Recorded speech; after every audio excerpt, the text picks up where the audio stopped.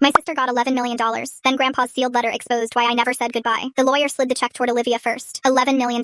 My sister touched the diamond bracelet on her wrist and smiled like grief had excellent lighting. My mother squeezed her hand. My father leaned back, looked straight at me, and said, "Sophia, you're grown. Go earn your own." The words hit harder than the money. I didn't cry. I didn't argue. I just stared at the table while my pulse beat so loud I could barely hear the polite little murmurs around me. Then the family lawyer, James Carter, cleared his throat. "There is one more document," he said. Henry Miller insisted it be read aloud only when Sophia was present. My mother's face drained. Olivia stopped smiling. James lifted a sealed envelope with Grandpa's handwriting across the front. Before he opened it, my grandmother Margaret stood beside the fireplace and said, "Read every word." That was the first time I realized Grandma had found out the truth. One day earlier, I had gone to the ranch because something in me could not accept that Grandpa died believing I abandoned him. Grandma opened the door cold as winter. "So you finally decided to show up," she said. I almost fell apart right there. She told me Grandpa had called for me every day on his deathbed. I told her I never got a single call. Then she showed me the number my parents said was mine. It wasn't even close. They had given him a fake number. Then Grandma told me the funeral had been at 9. My parents told me noon. I had stood in an empty church, shaking, blaming myself, while they told everyone I didn't care enough to come. So, when James opened that envelope, I did not look at my parents. I looked at the people who had stolen my goodbye. To my granddaughter Sophia, James read, "I leave the Pine Ridge Research Facility, including all laboratory equipment, intellectual property, patents, and funding for continued development." The room cracked open. Olivia shot to her feet. "No, that lab was supposed to be mine." Dad hissed, "Sit down." She ignored him. "You said if I visited him and played the perfect granddaughter, he'd leave me everything." There it was, the truth, ugly and loud. Grandma closed her eyes like the sentence had physically hurt her. James kept reading. "The remainder of my estate shall be divided equally between Sophia and Olivia." Olivia looked at me like equal was theft. "You weren't even there," she snapped. "You vanished. You let him die asking for you." I stood slowly. "No," I said. "You helped them make me vanish." My mother's voice sharpened. "Sophia, don't turn this into one of your dramatic little victim speeches." I laughed once. "Victim speech? You gave my dying grandfather a fake number." Dad adjusted his collar. "We were protecting him. You were unstable. Always chasing odd little science projects, always needing attention." That one finally burned through me. "Grandpa paid for those projects," I said. "The camps,